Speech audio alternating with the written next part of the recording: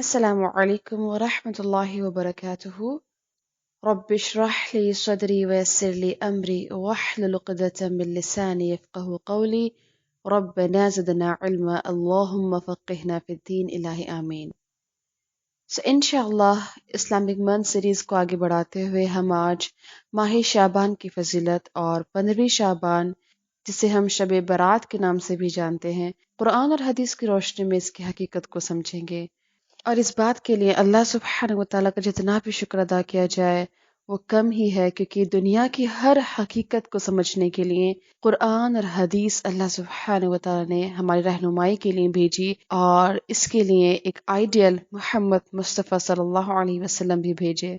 پھر دیکھیں، دنیا میں ہماری عبادت کا مقصد یہی ہونا چاہیے کہ ہم اللہ کو راضی کر سکیں، ہماری عبادات اس کو پسند آ جائے، وہ قبول کر لے. اور اگر ہم خوب اللہ سبحانہ و تعالیٰ کو راضی کرنا چاہیں، وہ بھی ان کاموں کو کر کے جو اللہ سبحانہ و تعالیٰ کے ناپسندیدہ عمل ہیں، تو کیا ہم اللہ سبحانہ و تعالیٰ کو راضی کر سکیں گے؟ ہرگز نہیں. یہ تو ایسا ہے کہ ہم بہت ایفرٹس بھی لگائیں اللہ کو راضی کرنے کے لیے اور اللہ بھی راضی نہ ہو، تو ہمارے ایفرٹس بھی ضائع ہوئے اور اللہ بھی راضی نہ ہو سکا. تو آئیے ذرا ہم دیکھتے ہیں ہمارے معاشرے میں ماہ شعبان میں نیکی سمجھ کے کیا کچھ کیا جاتا ہے، حالانکہ وہ نیکی نہیں. سب سے پہلے 15 شعبان کی جو رات ہے اسے شب برات کے نام سے جانا جاتا ہے. شب مینز ہے رات، اور یہ فارسی کا ورڈ ہے. اسی طرح برات کا مطلب ہے بیزاری، نفرت. ابھی شب برات نام نہ تو قرآن میں ہے اور نہ ہی حدیث میں ہمیں کہیں ملتا ہے. یہ خود ساختہ بنایا ہوا نام ہے، سیلف کریٹڈ ہے. اسی طرح شب رات کو حلوہ بنایا جاتا ہے، اس وجہ سے کہ اس دن آپ محمد صلی اللہ علیہ وسلم کا دانت مبارک شہید ہوا تھا، تو آپ نے حلوہ کھایا تھا. پھر دیکھیں، ہم اگر فالو کرنا چاہتے ہیں رسول اللہ صلی اللہ علیہ وسلم کی سنت ادا کرنا چاہتے ہیں، اتباع کرنا چاہتے ہیں، تو صرف ادھوری اتباع کیوں؟ صرف مزے کے لیے صرف حلوہ بنا کر کیوں؟ کیا ہم نے دانت توڑوائے ہیں اللہ سبحانہ و تعالیٰ کی رضا کے خاطر؟ کیا ہم نے خون پسینہ لگایا ہے؟ کیا ہم نے اپنی نیندیں قربان کی ہے؟ کیا ہم نے جان دیا ہے؟ کیا ہم نے مال دیا ہے؟ کیا کچھ ہم کر رہے ہیں اللہ تعالیٰ کو راضی کرنے کے لیے؟ ذرا اس پہ بھی تو ہم غور کریں. پھر دیکھیں، اگر ہم غور کریں تو یہ جو واقعہ ہے جنگ احد کا ہے، جو کہ شوال میں ہوا تھا، اور شب رات کب بنائی جا رہی ہے؟ شعبان میں، رائٹ؟ پھر اسے جشن کی شکل میں مناتے ہیں، لائٹننگ کی جاتی ہے، جو کہ سراسر اسراف ہے. شاید ایسے جگمگاہٹ تو ہم عید پر بھی نہیں کرتے، حالانکہ اللہ سبحانہ وتعالیٰ نے 2 دن دیے ہیں جشن کے، عید الفطر اینڈ عید الاضحیٰ. پھر یہ سمجھا جاتا ہے کہ اس رات رزق، خوشی، غم، اولاد، عزت، ذلت، تقدیر کے تمام فیصلے لکھ دیے جاتے ہیں. یہ غلط ہے. ایکچوئل میں یہ سب شب قدر میں ہوتا ہے. کب؟ شب قدر رمضان کے مہینے میں. پھر اسے فرشتوں کی عید کہا جاتا ہے. شعبان کو رسول اللہ محمد مصطفیٰ صلی اللہ علیہ وسلم کا مہینہ اور رمضان کو اللہ سبحانہ تعالیٰ کا مہینہ کہا جاتا ہے. یہ سب کہیں کوئی سنت سے ثابت نہیں. اور جو شعبان کے منتھ میں 3 دن کا روزہ رکھے اس کے سارے گناہ معاف کر دیے جاتے ہیں. اسپیشل سلامی روزہ شعبان کا آخری دن کیا جاتا ہے. کچھ مخصوص نوافل، فار ایگزامپل 12 رکعت قل کے ساتھ، 30 مرتبہ 100 نوافل قل کے ساتھ. پھر اس کے بعد 15 شعبان کا روزہ رکھا جاتا ہے. یہ سمجھا جاتا ہے کہ اس روزے سے 2 سال کی عبادت کا ثواب ملے گا. یاد رکھیں، مقصد یہاں لوگوں کو نیکی سے دور کرنے کا ہرگز نہیں ہے، بلکہ مقصد ہے خود ساختہ بوجھوں سے ہلکا کرنا. بنی اسرائیل نے تزکیے کے نام سے کیا کیا؟ خود ساختہ عبادتیں مخصوص کر لی. رزلٹ کیا ہوا؟ اصل دین سے دوری. آج ہمارا بھی یہی حال ہے کہ ہم اصل دین سے دور ہو گئے ہیں. ہاؤ از اٹ پاسبل کہ 3 روزہ رکھیں اور سارے گناہ معاف ہو جائیں؟ ایک سائیڈ وہ شخص تانا دے، چگلی کرے، ڈاکہ ڈالے، حرام خوری کرے. دین اسلام شارٹ کٹ نہیں ہے، چند ریچولز کا نام نہیں ہے، چند ریچولز کی ادائیگی نہیں ہے. یہ ایک وے آف لائف ہے، ایک کنٹینیوس پریکٹس آف اسلام ہے، not only for some times or some day. سو بہت ضروری ہے کہ ہم اللہ کے دین کو اور اسلام کو دن اور رات پریکٹس کریں، ہر لمحہ پریکٹس کریں. پھر دیکھیں، 15 شعبان کو مردوں کی عید منائی جاتی ہے، اور اس کے لیے اسپیشل اگربتی، لوبان، حلوہ، پوڑی، چپاتی، پھل، ان سب پہ فاتحہ دی جاتی ہے، اور بزا اوقات اسے ایک روم میں رکھ دیا جاتا ہے کوئی مخصوص جگہ پر، تاکہ جو روحیں ہیں، جو انتقال کر گئی ہیں، جو مردہ ہیں، وہ آئیں اور آ کر کھا کر جائیں۔ کیونکہ لوگوں کے یہاں یہ تصور پایا جاتا ہے کہ اگر کوئی شخص شب رات سے پہلے مر جائے تو مطلق رہتا ہے، یعنی کہ لٹکا ہوا، جب تک یہ کھانا اسپیشل انہیں نہ کھلایا جائے، جو کہ کب ہوتا ہے؟ شب برات پہ۔ کتنے نانسنس بات ہے! کیا کوئی دین ایسی تعلیم دے سکتا ہے؟ اور کتنی شرمناک بات ہے کہ مہمان نے تو کچھ نہیں کھایا، ان کے جانے کے بعد سب کچھ ہم کھا رہے ہوتے ہیں۔ They can't eat، وہ روح ہیں، دین میں وہ کوئی عمل نہیں جو عقل سے مطابقت نہیں رکھتا ہو۔ اور یاد رکھیں، قرآن میں جہاں جہاں بھی روح کا نام آیا ہے، وہ جبریل امین فرشتوں کے سردار کے لیے آیا ہے۔ وہ ایک اسپیشل فرشتے ہیں جو بہت بڑے کام وہی کو انجام دیا کرتے تھے۔ یہ کامن فرشتے نہیں، اسی لحاظ سے اسپیشل نام سے قرآن نے ان کا ذکر کیا ہے، روح الامین۔ جی ہاں، پھر اسی کے ساتھ دیکھیں کہ ایک اور تصور یہ ہے کہ اگر فاتحہ نہ دلائی جائے تو اس دن روح جو مردہ ہیں وہ غمگین ہو کے واپس جاتی ہیں، اور فاتحہ دے دی جائے تو خوش خوش ہو کے آتی ہے، اور پسندیدہ اگر انہیں کھانا مل جائے تو کیا کہنا۔ اور اگر کچھ لوگ ان باتوں کو بدعت کہیں، شرک کہیں، تو ان لوگوں کو یہ کہا جاتا ہے کہ بزرگوں کو بھول گئے، بزرگوں کی تعظیم نہیں آتی۔ اللہ اکبر! کہاں گیا ہمارا شعور؟ ہمیں اللہ سبحانہ وتعالیٰ کو راضی کرنا ہے یا بزرگوں کو؟ ہمیں پیدا کیوں کیا گیا؟ مقصد کیا ہے؟ سورہ ہجر آیہ نمبر 98-99 اللہ سبحانہ وتعالیٰ فرماتے ہیں، فَسَبِّحْ بِحَمْدِ رَبِّكَ وَكُن مِّنَ السَّاجِدِينَ وَاعْبُدْ رَبَّكَ حَتَّى يَأْتِيَكَ الْيَقِينُ۔ آپ اپنے پروردگار کی تسبیح اور حمد بیان کرتے رہیں اور سجدہ کرنے والوں میں شامل ہو جائیں، اور اپنے رب کی عبادت کرتے رہیں یہاں تک کہ آپ کو موت آ جائے۔ یہ ہمارا اصل مقصد، ہماری آخر سانس تک ہمیں اللہ سبحانہ وتعالیٰ کی عبادت کرنا ہے۔ شعبان کی فضیلت کے بارے میں سمجھتے ہیں۔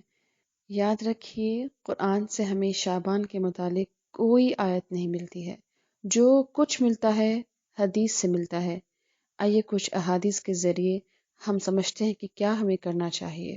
صحیح مسلم اور بخاری میں آتا ہے، عائشہ رضی اللہ تعالیٰ عنہ بیان کرتی ہیں، اور میں نے آپ کو شعبان کے علاوہ کسی اور ماہ میں زیادہ روزے رکھتے ہوئے نہیں دیکھا۔ ایک دوسری روایت میں ہے، آپ بیان کرتی ہیں آپ صلی اللہ علیہ وسلم پورا شعبان روزے رکھا کرتے تھے، اور آپ شعبان میں زیادہ تر روزہ رکھا کرتے تھے۔ نسائی میں فرمایا، اسما بن زید رضی اللہ تعالیٰ عنہ کہتے ہیں کہ میں نے عرض کیا، اللہ کے رسول، جتنا میں آپ کو شعبان کے مہینے میں روزہ رکھتے ہوئے دیکھتا ہوں اتنا کسی اور مہینے میں نہیں دیکھتا۔ آپ نے فرمایا، رجب اور رمضان کے درمیان یہ ایسا مہینہ ہے جس سے لوگ غفلت برتتے ہیں، یہ ایسا مہینہ ہے جس میں آدمی کے اعمال رب العالمین کے سامنے پیش کیے جاتے ہیں، تو میں چاہتا ہوں کہ جب میرا اعمال پیش ہو تو میں روزے سے رہوں۔ پھر اسی طرح ترمذی اور مسلم کی روایت ہے، ابو ہریرہ رضی اللہ تعالی عنہ بیان کرتے ہیں، رسول اللہ صلی اللہ علیہ وسلم نے ارشاد فرمایا، پیر اور جمعرات کے روز اعمال پیش کیے جاتے ہیں، لہٰذا میں پسند کرتا ہوں کہ میرا اعمال اس حال میں پیش کیا جائے کہ میں روزے سے ہوں۔ ترمذی کی روایت میں ہے، عائشہ رضی اللہ تعالی عنہ بیان کرتی ہیں، رسول اللہ صلی اللہ علیہ وسلم پیر اور جمعرات کے دن روزہ رکھا کرتے تھے۔ ترمذی میں روایت ہے، ابو ذر رضی اللہ تعالی عنہ بیان کرتے ہیں، رسول اللہ صلی اللہ علیہ وسلم نے ارشاد فرمایا، اے ابو ذر، جب تم مہینے میں 3 روزے رکھو تو 13، 14 اور 15 کا روزہ رکھو، یعنی ایام بیض۔ پھر اسی طرح بخاری اور مسلم میں فجر اور عصر میں اعمال پیش کرنے کے بارے میں ارشاد فرمایا کہ یہاں فرشتے چینج ہوتے ہیں۔ ترمذی اور نسائی کی روایت ہے، ابن عباس رضی اللہ تعالیٰ عنہ بیان کرتے ہیں کہ رسول اللہ صلی اللہ علیہ وسلم حضر اور سفر میں ایام بیض 13، 14، 15 تاریخ کا روزہ نہیں چھوڑتے تھے، یعنی کہ اتنے زیادہ محبوب تھے یہ روزے محمد صلی اللہ علیہ وسلم کو۔ پھر دیکھیں، ابو ہریرہ رضی اللہ تعالیٰ عنہ بیان کرتے ہیں کہ میرے خلیل محمد صلی اللہ علیہ وسلم نے مجھے 3 کاموں کا حکم فرمایا، ہر ماہ 3 دن کے روزے رکھنے، چاشت کی 2 رکعات پڑھنے اور سونے سے پہلے وتر پڑھنے کا حکم فرمایا۔ پھر دیکھیں صحیح مسلم میں روایت ہے، ابو ہریرہ رضی اللہ تعالیٰ عنہ بیان کرتے ہیں، رسول اللہ صلی اللہ علیہ وسلم نے فرمایا، نہ تم راتوں میں سے صرف شب جمعہ کے قیام کے لیے خاص کرو، نہ دنوں میں سے جمعہ کے دن کو روزے کے لیے خاص کرو، الا یہ کہ وہ جمعے کا دن تم میں سے کسی کے روزہ رکھنے کے ایام میں سے آ جائے۔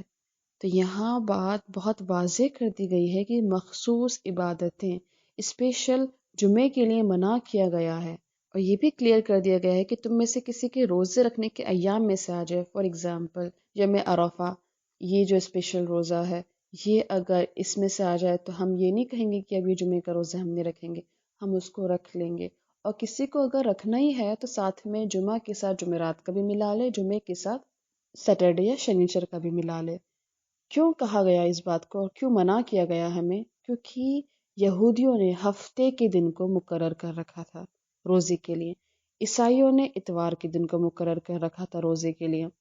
تو کہیں ایسا نہ ہو کہ ہم بھی انہی کی طرح انہی کے رواجوں کو فالو کرنے والے ہو جائیں۔ پھر دیکھیں اس آیت کو بہت زیادہ کوٹ کیا جاتا ہے یہ بتانے کے لیے کہ دیکھیں یہ شب برات کے بارے میں آیت ہے، سورہ دخان آیت نمبر 3-5۔ اِنَّا أَنزَلْنَاهُ فِي لَيْلَةٍ مُبَارَكَةٍ إِنَّا كُنَّا مُنذِرِينَ فِيهَا يُفْرَقُ كُلُّ أَمْرٍ حَكِيمٍ أَمْرًا مِّنْ عِندِنَا إِنَّا كُنَّا مُرْسِلِينَ۔ یقیناً ہم نے اسے بابرکت رات میں اتارا ہے اور بے شک ہم ڈرانے والے ہیں۔ اسی رات میں ہر ایک مضبوط کام کا فیصلہ کیا جاتا ہے، ہمارے پاس سے حکم ہو کر ہم ہی ہیں رسول بنا کر بھیجنے والے۔ یہ دیکھیں صاف ظاہر ہے یہ رات فیصلوں کی رات ہوتی ہے۔ یہ آیت حقیقت میں شب قدر کے بارے میں ہے۔ اب ذرا ہم سورہ قدر کو دیکھتے ہیں۔ اِنَّا أَنزَلْنَاهُ فِي لَيْلَةِ الْقَدْرِ، یقیناً ہم نے اسے شب قدر میں نازل کیا۔ کس کے بارے میں؟ قرآن کے بارے میں۔ وہاں بھی کس کے بارے میں تھا؟ قرآن کے بارے میں۔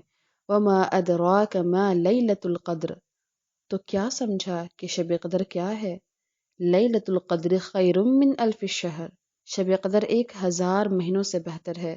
تنزل الملائکۃ والروح فیہا بإذن ربہم من کل امر، اس میں ہر کام کے سر انجام دینے کو اپنے رب کے حکم سے فرشتے اور روح جبریل، جن کا نام ہے جبریل، اترتے ہیں۔ سلام ہی حتی مطلع الفجر، یہ رات سراسر سلامتی کی ہوتی ہے اور فجر کے طلوع ہونے تک رہتی ہے۔ یہ ہے شب قدر کے بارے میں۔ اور دیکھیں ہم میں سے کوئی بھی شخص جس کو بہت کم علم ہو قرآن کا، وہ بھی یہ جانتا ہے وہ رات کون سی ہے جب قرآن نازل ہوا، وہ کیا ہے؟ شب قدر ہے۔ تو یہ صاف ظاہر ہے سورہ دخان اور سورہ قدر یہ دونوں قرآن کے نازل کرنے کی سیم رات بتا رہے ہیں، وہ کون سی ہے؟ شب قدر۔ تو یہاں شعبان اور پھر شب رات، ان دنوں میں ان کو کوٹ کرنا یہ سراسر غلط ہے۔ حقیقت یہ ہے کہ ان باتوں کو اتنا زیادہ عام کر دیا گیا ہے کہ اگر کوئی حقیقت بتائے کہ یہ درست نہیں ہے تو انہی لوگوں کو برا بھلا کہا جاتا ہے۔ اب دیکھیں آل اوور کنکلوژن کیا ہے، کرنا کیا چاہیے۔ نمبر 1، شعبان کی فضیلت روزہ رکھنا ہے، جتنا ہو سکے اتنا روزہ رکھیں، 1 سے لے کے 15 شعبان تک۔ 15 شعبان کے بعد روزہ رکھنے سے اس لیے منع کیا گیا تاکہ کمزوری نہ آ جائے اور ماہ رمضان کے مبارک مہینے میں روزہ رکھنا مشکل نہ ہو جائے۔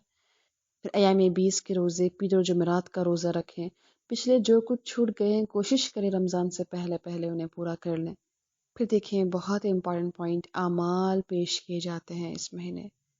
سو بی کیئرفل، ہمیں یہ سوچنا چاہیے کہ کوئی ہے جو ریکارڈ کر رہا ہے ہماری باتیں، ہر لمحہ ہر وقت ہمارے اعمال لکھے جا رہے ہیں اور پیش کیے جا رہے ہیں۔ اللہ تعالیٰ کو ہم کیا منہ دکھائیں گے، کیا ہمارے اعمال ہیں، ہمیں اس پہ بہت غور کرنا چاہیے۔ کسی کو ہمیں ہرٹ نہیں کرنا، اللہ کو ناراض نہیں کرنا، بندوں کو ناراض نہیں کرنا، خود کی زبان پہ لگام دینا ہے، خود کے اوپر چیک رکھنا ہے، خود کے اعمالوں پہ چیک رکھنا ہے۔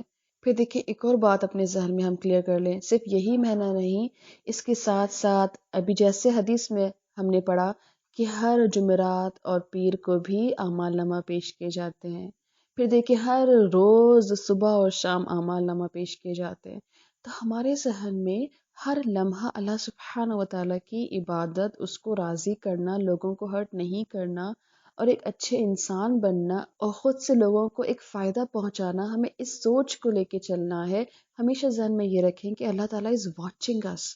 بات تو دراصل یہ ہے کہ ہر لمحہ قیمتی ہے، ہر رات قیمتی ہے، ہر رات قدر والی ہے اگر اس کی قدر کی جائے۔ یہ زندگی بہت تھوڑی سی ہے، آخرت کی تیاری بہت ضروری ہے۔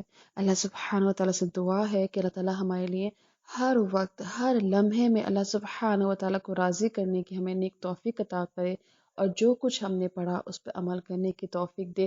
اس ماہ شعبان کو ہمارے لیے مبارک بنائے، رمضان کے مہینے کو ہمارے لیے مبارک بنائے، اور آگے آنے والے زندگی کے تمام لمحات ہمارے لیے مبارک بنائے جس میں ہم اللہ سبحانہ و تعالیٰ کو راضی کر سکیں۔ آمین۔ سبحانک اللہم و بحمدک، نشہد ان لا الہ الا انت، نستغفرک و اتوب الیک۔ ربنا تقبل منا، والسلام علیکم ورحمۃ اللہ وبرکاتہ۔